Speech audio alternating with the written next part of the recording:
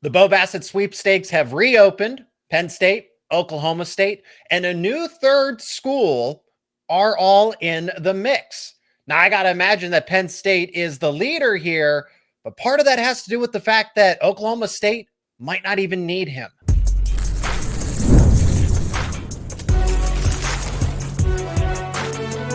You are Locked On College Crossover, part of the Locked On Podcast Network. Your team every day. You are locked on to college wrestling in this crossover episode. My name is Zach Seyko, and I'm the host of Locked On Nittany Lions. He is Cody Stovall, the host of Locked On Oklahoma State. So we're getting two of the three sides here, two of the three perspectives to talk about Bo Bassett and everything that has unfolded here with his decommitment from Iowa. Today's episode is brought to you by FanDuel. Right now, new customers can get $150 in bonus bets when your first $5 bet wins. Thank you to the Everydayers for making us a part of your regular routine. We are your daily source for all things Penn State and Oklahoma State sports. Let us know your thoughts down in the comments section as we are talking about the Bo Bassett sweepstakes. Penn State, are they the favorite? Does Oklahoma State make a push? How realistic is it? We're also going to give our thoughts on Iowa as what all happened here. Allegedly, we're going to share our thoughts on it. And then an outlook for Penn State and Oklahoma State going into this upcoming season, early outlook for them, starting with Bo Bassett. Penn State, well, Bo Bassett's in Pennsylvania, so that certainly helps here. But Cody, I want to get your take initially because I do think Penn State is the leader at this point in time. It is easier for Cale Sanderson to go and visit and meet with the Bassett family. David Taylor has to hop on the private jet to make all of this happen, at least in person anyway. Right. But I also get the sense that, Oklahoma State's not necessarily worried if they don't land him, even though they would like to. Yeah, man, if you've been watching what Jax Forrest and even D. Lockett have been doing this offseason, essentially, we don't really have a lot of concerns from a roster perspective coming up. But at the same point in time, it's not about Bo, in my personal opinion. Bo is a phenomenal wrestler. He's going to do great anywhere he goes, and he's going to be great for any university he lands at. But, and we've talked about this previously, I think that it's more about Melvin Miller and the younger Bassett because Oklahoma State had an opportunity with the Ferrari legacy, right, to have all three brothers, and it was going to be this big thing for John Smith. Obviously, it did not work out in our favor. So I feel like there's a recreation moment for Bo Bassett in that same, breadth of conversation. And for that reason, I think Penn State probably does have the leg up, and geographically it's going to be beneficial. Clearly, family dynamics are very important to this recruiting process for Bo. For all those reasons, I think Penn State probably does have the edge here, and Oklahoma State seemingly we feel pretty squared away for right now, AKA if you were to ask Oklahoma State fans, would you rather have Bo or Jax? I think everybody would agree more or less they would want Jax. But the future of Melvin and the younger brother, that's very intriguing. Yeah, all three of them are going to go to one destination together. I don't see Bo Bassett going one place, Melvin Miller going another place, and Keegan Bassett going to a completely different destination, or two in one place, one in the other, etc. This is truly a package deal where if you land Bo Bassett, it creates a domino effect where Melvin Miller commits in 2027, and you look at Matt Scouts, Flow Wrestling, Melvin Miller is the consensus #1 prospect in the 2027 class. And credit where credit's due, the recent run that PJ Duke has had on freestyle and defeating Yanni Diakomahalis, one of his biggest opponents, one of his most enticing challengers was Melvin Miller at that U20 US Open, go figure. So yes, Bo Bassett is still a top 5 pound for pound wrestling recruit, but it's also the fact that you could potentially get the #1 pound for pound recruit in 2027. And we'll see where Keegan Bassett ultimately ends up for the class of 2028. It is a little too early. I guess it's never too early for some wrestling fanatics, but in this conversation, but yes, you do take care of a lightweight at 125 or 133 down the road for Keegan Bassett in that 28 class. For Penn State, I do think they need him absolutely much more so than Oklahoma State does. The people that say, there are some people, not a lot, that say, well, he shouldn't go to Penn State, or if you're Penn State, you shouldn't want him. You absolutely want Bo Bassett.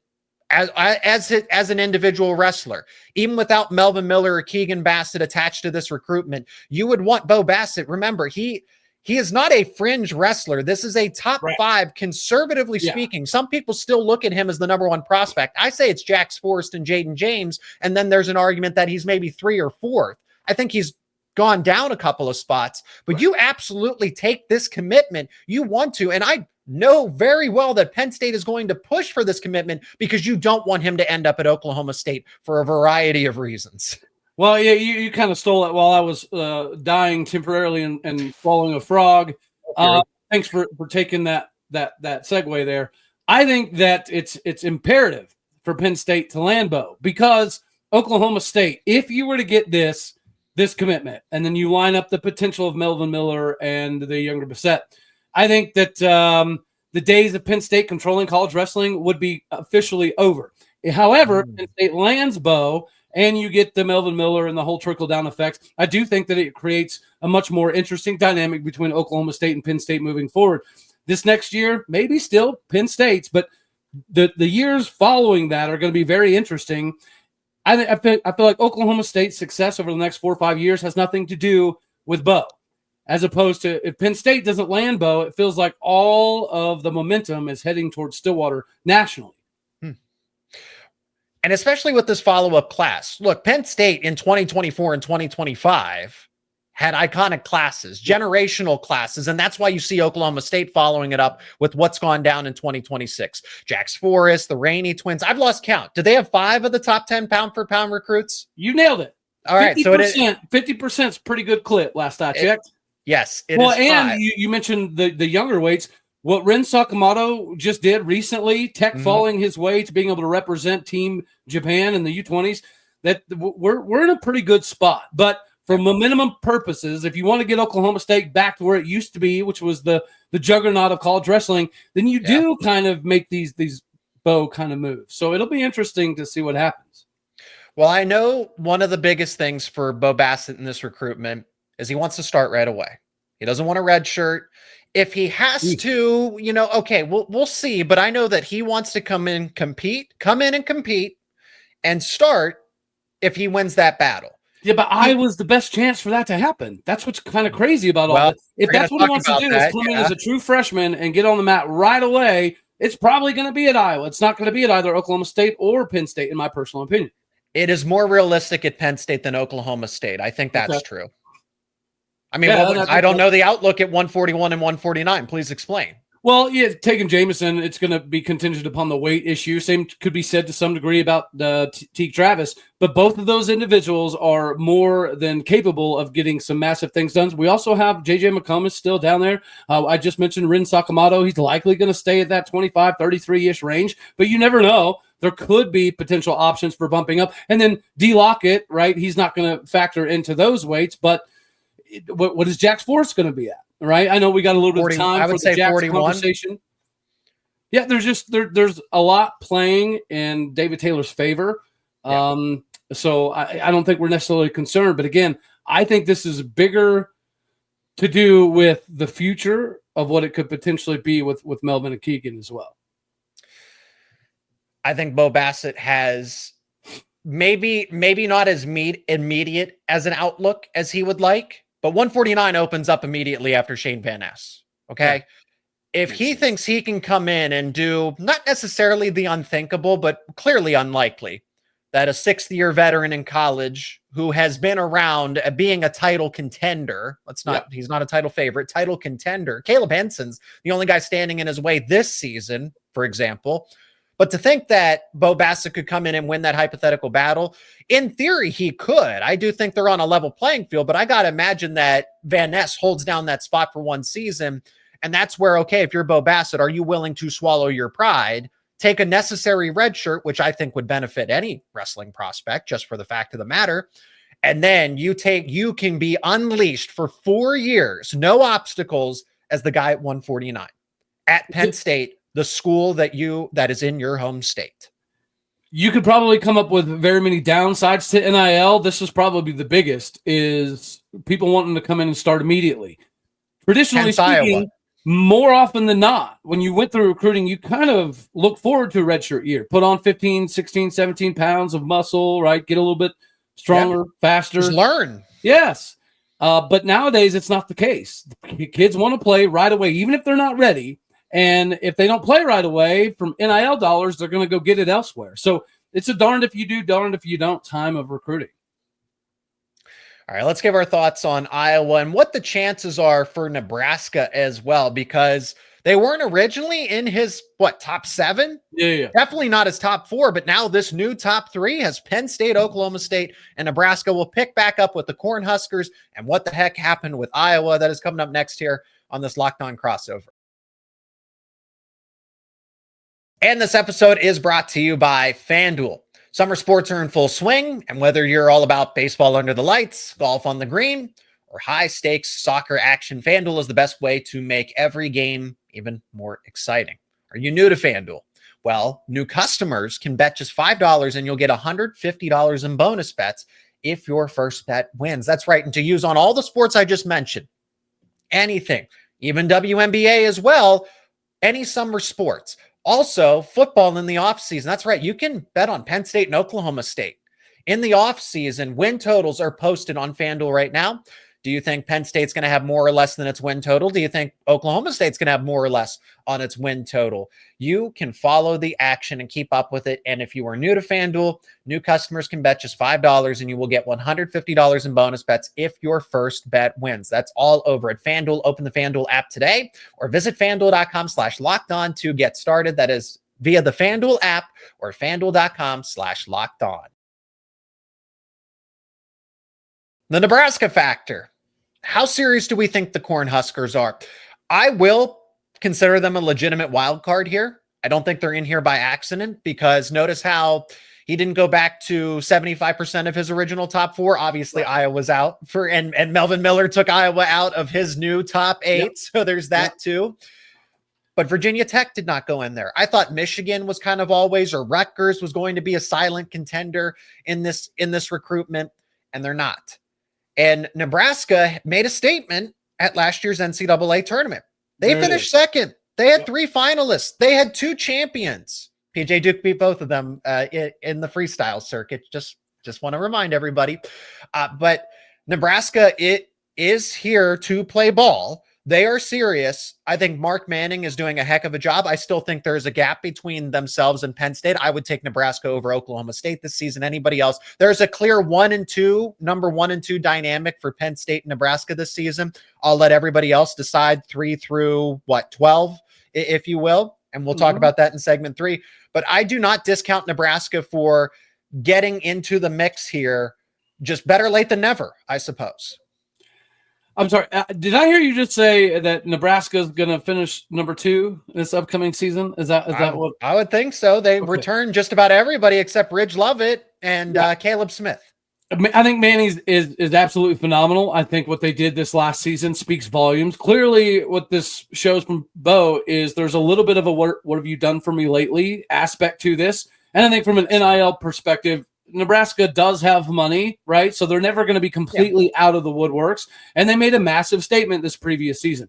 However, I will also say that now you have year 2 under David Taylor. You have a bigger, better version of RTC now than you had coming into this previous season. So I think developmentally, Oklahoma State should be able to surpass Nebraska this season. Yes. And for that, I will also say this is why I don't consider Nebraska serious contenders here, because I would imagine that part of Bo's outlook in the next 4 years is to A, win a national title, and B, win a national title with his brother on the same roster.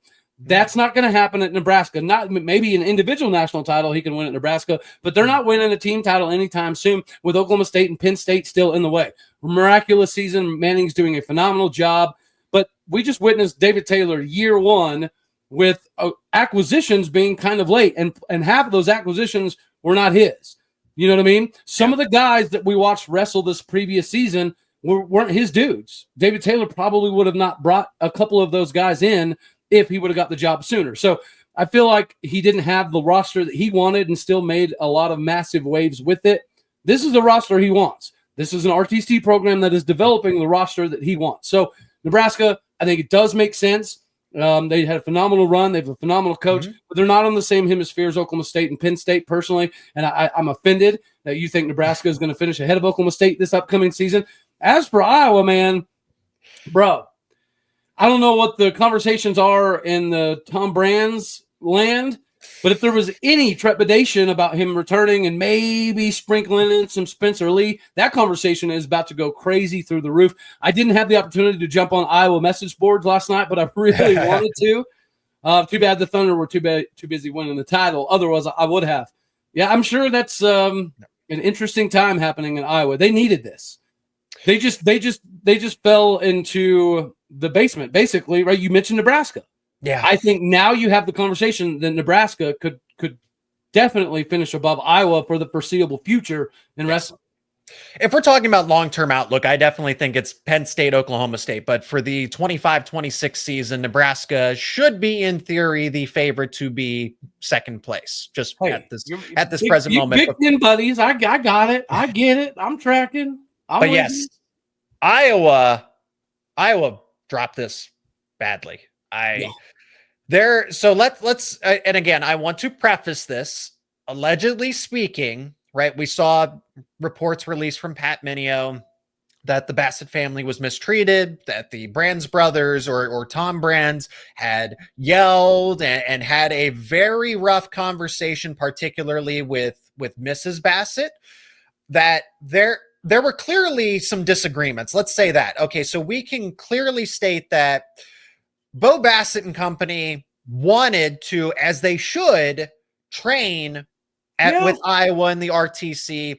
What the travel costs and everything else were, that's where the disagreement is, okay, because it's he said, she said type of situation, okay? There's a lot. Who was at fault for this entire situation?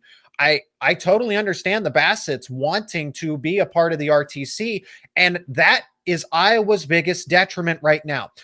Cody, what was one of the first things we initially talked about when this move happened with David Taylor in Oklahoma State? That he was going to solidify and build out the RTC. The reason Oklahoma State is going to be able to compete with Penn State, not tomorrow, not the next year or the year after that necessarily, in my opinion, but down the road, be a lot more respectable in this competition to be closer, is because he's starting with the RTC. You need a foundation and you go from there. What is Iowa's RTC? What is the Hawkeye RTC? It's Spencer Lee, maybe Austin DeSanto, and nobody else.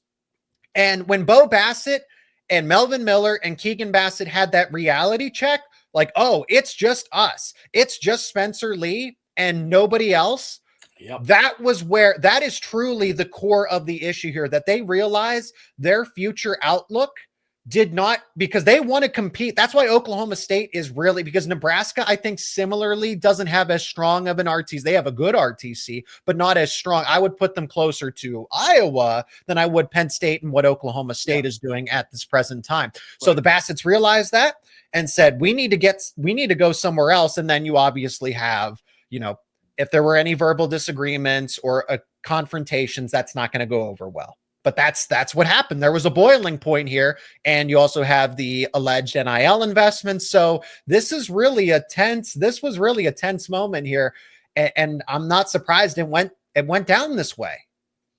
Yeah, I mean, whenever you're paying football money for an individual, like you could find complications within that somewhere along the way. Money doesn't solve everything, right? Well, and you mentioned the RTC, right? Jordan Burroughs had an interview recently where he talked about the benefit of Oklahoma State is you can be a 5-year-old going through wrestling in Stillwater, Oklahoma. Mm-hmm. You can go to Stillwater High and still stay involved with Oklahoma State wrestling. You can go to Oklahoma State, compete for natties, and then stay at Oklahoma State while you go compete to wrestle in the Olympics. You can have an entire career from 5 years old to 50 years old in Stillwater right now with the way things are. Penn State's obviously the same way, because you guys built that mindset. You guys built the platform that David Taylor is utilizing successfully in Stillwater. So why Iowa wouldn't take advantage of that, I don't understand. And more importantly, if you're going to spend football money, why are you worried about travel for somebody to come compete at your center? Somebody that can compete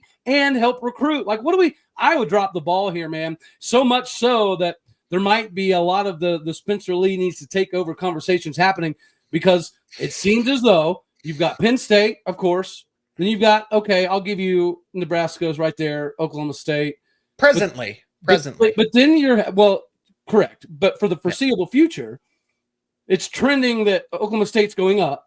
Penn State's staying pretty much the same. Nebraska's definitely going up. Iowa's not going up. No. This is a problem for them, in my opinion. No, this is a huge domino effect because this is where we will finish and then go, we'll talk about the present with the 25 and 26 season, but Iowa continually relies on the transfer portal. Yes, they're still doing, Michael Mako is committed. Leo DeLuca, right? There is Angelo Ferrari's. Yeah. People were saying, hey, Angelo Ferrari's not going to stay there all 4 years, whatever have you. They still have promising prospects at the end of the day, but they still rely too much on the transfer portal for plug and play. Well, Oklahoma State does that too. David Taylor just took over. He had no choice.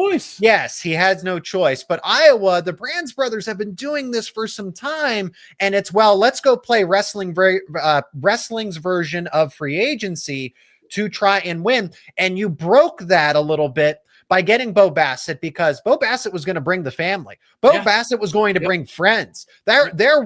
He meant it when he said, we are going to create a Pennsylvania to Iowa pipeline. And that was a concern of mine at the time. Well, that's not going to happen now. You undo all of that one way or another. It is a bad look. I still think Iowa is going to be able to get really good recruits because they do have a strong NIL. They still have a strong NIL. You are going to free up some NIL with Bo Bassett and everybody else going somewhere else, obviously. Yeah. However, there is, like I said, there is this, the calls, the conversation continues to be unsupportive of the Brands brothers rather than championing him. Aside from the margin is growing wider of people that don't support him or publicly say, hey, maybe this isn't the right move anymore, versus people that are like, 5, 10, 15 more years of this. I hope Iowa sticks doing precisely what they're doing. I think helps you. It's great for us. Yeah, exactly. I will say that I hate to hear some of this about Brands because, seeing John Smith retire hurt my heart. Yeah. Seeing Brands get pushed out, being like one of the biggest legends in the history of wrestling.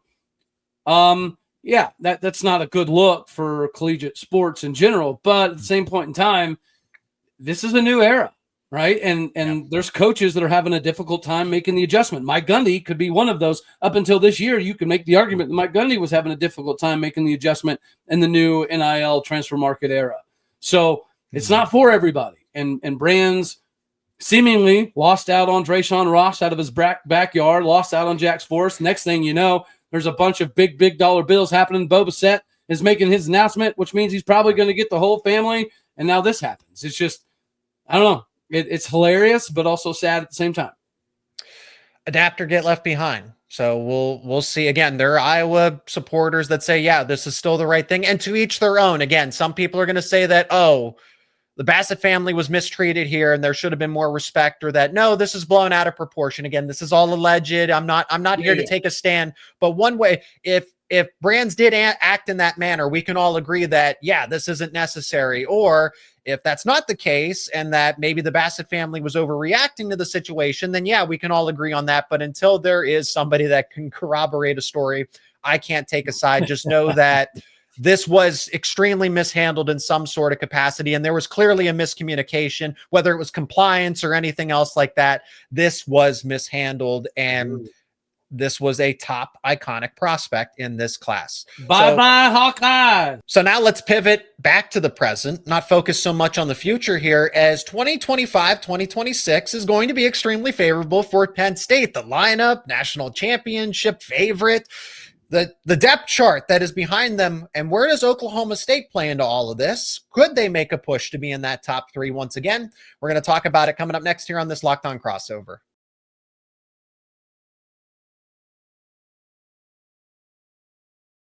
All right, let's finish up with the immediate future here, as we're not too far from the wrestling season. Yes, it's the later part of June, but 2025-26 season will be here before we know it. Penn State, I can declare as a national championship favorite again. Nebraska is going to be a challenger here, but I still see Penn State winning 7 or 8 of those bouts in theory when you put the lineups right next to each other at full strength side by side. Oklahoma State, I've seen people rank them as a fringe top 10 team. So, Cody, I'm eager to get that inside perspective from you as where the Cowboys actually stand, because they did have to make some additions through the transfer portal. You did acquire Zach Ryder in the process. You know, that's a great addition and makes a lot of sense with everything that happened with Rocco Welsh there. So I am eager to see, because I think Oklahoma State will be better as the season goes along. This is a young team that has wrestlers potential that has still not been tapped into. So those teams usually start slow and finish very strong. I don't buy that Oklahoma State is a fringe top 10 or maybe early on, but by the time the postseason rolls around, which really matters the most, I could easily see them probably in the top 5 battling for that 4th or 5th spot. I mean, I had not seen us outside the top 10 entering the season. I think that would be a pretty preposterous number. I've seen them at 8 pretty consistently. Okay. I mean, maybe. And there is some roster turnover. Obviously, Wyatt Hendrickson is gone. Dean Hamady Jr. is gone. But as is Caleb Fish, who didn't get recruited by David Taylor. Neither did Cam Amin, which were from a scoring perspective. Both of those individuals did not do, in my opinion, what David Taylor looked for them to do. That is going to be a difference in this class. You mentioned the Penn State guy. We also got Casey Swiderski over from great Iowa addition. State. He's a bad mamma jamma. Figueroa was a national champion. If he can come to Oklahoma State, we talk about development. Yeah. If the Zahid Valencias and the Roman Bravo Youngs and the Dayton Fixes of the world can get the most out of Figueroa, I think that could change the game as well. The higher weights are going to be a little problematic, as you mentioned, throughout the course of the season. But I think people like Cody Merrill are definitely able to do some pretty miraculous things. He'll get better as the season goes along. Yeah. And Connor Doucette, right? Connor Doucette a few years ago was a big-time recruit coming out of high school that had his opportunities to go anywhere. And if he's been developing behind guys like Wyatt Hendrickson and Luke Serber, then I feel like we're probably in decent shape. And lastly, I will say the only team in the country who's going to have the developmental RTC training stuff that we have is Penn State, right? So you mentioned that's why everyone's going to get better, because as the season progresses, these are actually David Taylor's guys that he wanted from a scoring points perspective. Then you have Tegan Jamison back. You have Teague Travis back. You have Ren Sakamoto doing some miraculous things. You have Troy Spradley back as well. I feel like this roster is more complete than obviously some people are projecting. All right, so let's go through immediate national title contenders or guys that will most likely make the deepest postseason runs for this upcoming season. When I look at Penn State's lineup, Luke Lillidahl, Marcus Blaze will be top 4. And again, the lineup isn't, I feel like Oklahoma State's lineup is a little more of a sure thing, even though they have more changes to go through. You can project, okay, he's the best. He's going to go right in. 133 is not a certain thing because it could be Ono. It could be Blaze. 141, it could be Ono. It could be Blaze. It could be Braden Davis. It could be Aaron Nagao for all we know. At 149, Shane Van Ness, title contender. 157, it could be Tyler Kasak. It could be PJ Duke. Either way, title contender. 65, Messenbrink, title favorite. 74, Haynes, title favorite. 84, Rocco Welsh, title contender because 84 is so loaded. But I do think he's closer to the top than an Angelo Ferrari and a Max McAnally. I don't think that's a crazy take to say that Rocco Welsh should be the 1A, B, and C between those 3 wrestlers. And Aiden Sinclair obviously deserves his due respect. 197, Josh Barr, title favorite at 97. And then at heavyweight, I'm not going to sit here and declare that Cole Mirasola is going to be a title, but he will get better as the season goes along. I think he can be an All-American, maybe sneak into the semifinals, but I wouldn't say it is likely at this point in time. I need to see more from him. Luke Lillidahl, I don't know if I mentioned him, title favorite. So when I look at Oklahoma State's lineup, Troy Spradley, title contender. There you go. Tegan Jamison, title contender. Yes, sir. Zach Ryder, again, I should have mentioned him in that group, title contender. 184 is going to be absolute cinema. but you're going to have to help me out here with Oklahoma. Richie Figueroa, title contender. So there's 3 or 4, but no title favorites, I would say. Yeah, no title favorites. I think you could throw D. Lockett into that equation as well. You could throw Alex Facundo into that conversational piece as well. Okay. We don't have any title favorites, right? That's our closest would probably be Troy Spratley. But Yes. again, the competition that we have between Sidursky and Facundo is going to be absolutely phenomenal, even if they're a little bit different weight sets. You have Tegan Jamison. A fully healthy Tegan Jamison showed you what he could do. He only wrestled, 11 matches all year. They all just happened to be right at the very, very end of the season. So nationally, people got a little glimpse of what Tegan Jamison could be if healthy. Teague Travis has had some massive wins in his career. His problem has been bouncing around weights too often to really, tie down to one particular area. Figueroa, I do think, could be a national champion once again in Stillwater with the developmental aspects. And then the heavier weights are going to be probably the factor that may get a little interesting, right? I don't know a lot about the heavier weights, so I'm not going to sit here and pretend otherwise. But I think when you look at somebody like Cody Merrill and Connor Doucette that were heavily recruited, if they're getting the development that you think that they're getting, because when you look at Zahid Valencia, his development has been absolutely massive. I think you could make the argument that Roman Bravo Young has even improved somewhat significantly over the last couple of years in Stillwater. If we get some of that out of the upper weights, we'll have a national championship competition level team. Well, there you have it on this Locked On crossover that is certainly going to have more conversations between the Penn State and Oklahoma State side. So thank you so much to each and every one of you for checking out this crossover episode. My name is Zach Seyko, the host of Locked On Nittany Lions. He is Cody Stovall, the host of Locked On Oklahoma State, your daily source for everything Nittany Lions and Poke related. So if you're not an everydayer, become one. Subscribe to the YouTube channel, and wherever you get your podcast, let us know your thoughts down in the comments section, whether it's about Bo Bassett, how Iowa handled this, and early thoughts on both of Penn State's and Oklahoma State's lineups. Cody, thanks so much for the time, and can't wait to catch up again in the not too distant future. Hey, before we leave, I do have to say I saw your deal on Twitter. I wanted to argue, but you actually do have the best OC and DC combination in the country. I will throw that out there. I appreciate that. We miss Jim Knowles in Stillwater so deeply. Appreciate that. But as always, Cody, thank you so much for the time, and always enjoy talking wrestling with you. Absolutely.